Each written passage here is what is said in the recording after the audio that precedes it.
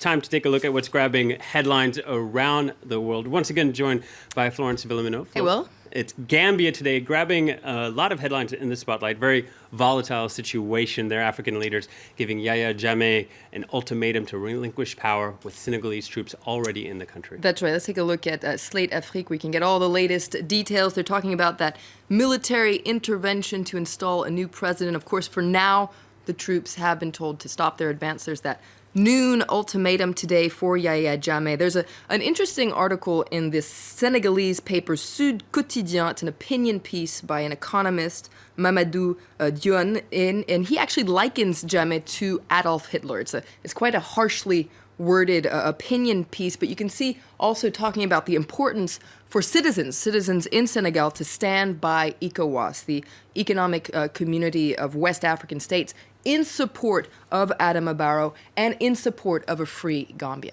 Yeah, that's right. And Adama Barrow's legitimacy already being recognized internationally, but also within Gambia by many people. That's right. Let's take a look at a Gambian paper, the Daily News, that was actually written just before he was sworn in on Thursday at the Gambian embassy in Dakar. You can see a new Gambia is born. Welcome, President Adama Barrow. And this article as well lashes out against Yahya Jammeh for refusing the people's verdict. That's a quote from this piece here. Now, this piece also says, what we're seeing in the States is the U.S. preparing for a peaceful transition of power from one party to another. But here we are, prepared to go to war because our former president refuses to go. Yeah, and you talk about that transition of power in the U.S. Donald Trump is set to be sworn as the 45th president of the United States. That's right. It really is the story in the U.S. press, as you can imagine. Let's start with the editorial of the Washington Post, talking about the importance of Inauguration Day. It's much more than a political event, according to the Washington Post. It's the celebration of a constitutional democracy in which power changes hands peacefully at the command of the people.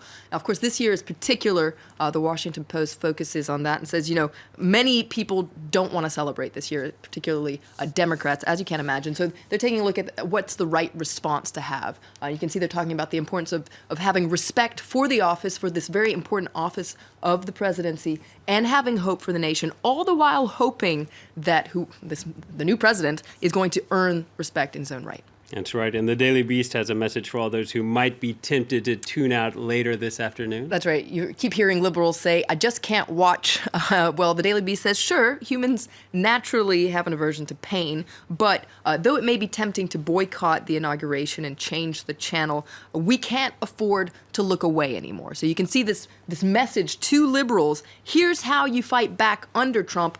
You pay attention, and the first step is actually watching the inauguration from start to finish. That's right. So while many might tune out, there are a lot of people that are going to be attending the inauguration itself, but there's some dispute about how many people will be there. That's right. Some analysts say the turnout's going to be low. If you listen to Trump, it's going to be huge. Now, estimating crowd sizes can be quite controversial. And there's a really interesting article I recommend today in the New York Times that says, look, crowd counting is kind of like guessing the number of jelly beans in a jar. It isn't an exact science, and it can lead to controversy and a battle of numbers. Now, we're zipping through some photos here. You can see them. But essentially, the New York Times takes a look at history, the past 150 years, from Lincoln to Obama. How have we estimated the crowd numbers? Well, it's guesstimating. That's really what it is. But what's changed over the years is you've gone from photos to satellite photos. This you can see here is a photo from 2010, a rally, and how that was estimated using a satellite photo.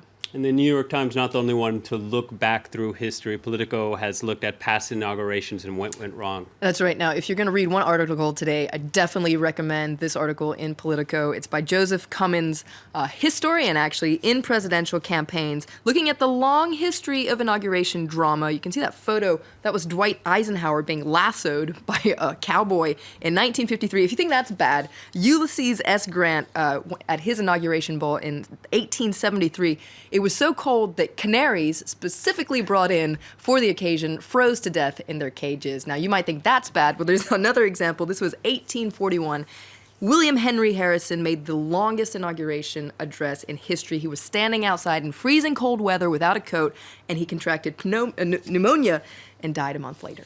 Oh, my goodness. Well, finally, a lot of papers are reacting to the inauguration cartoon form. Can you That's take us right. through a few? So many, I had to make a selection, William. Let's take a look, first of all, at the Washington Post. Tom Tolles likening the presidency to an accordion. You can see Donald Trump playing there. There are lots of little buttons. One of them is the nuclear code, so kind of scary situation. Stephen Bell in The Guardian, also, you can see Trump taking oath there. Nothing less in the world under that Bible. His pants, though, are down to his ankles. Courrier International has a great cartoon gallery today, cartoons around the world. This is a cartoon by a Dutch cartoonist, Bertrams, talking about inheritance. You can see these little Obama kittens. The future doesn't look that bright for them. And just one last cartoon. This is by a German cartoonist, Horsch. You can see the Statue of Liberty looking away in horror. So it's a little roundup of the cartoons ahead of the Trump inauguration. It will be an interesting day. Florence Villamino with a roundup of the day's headlines. That's all for now. More news coming up in a moment.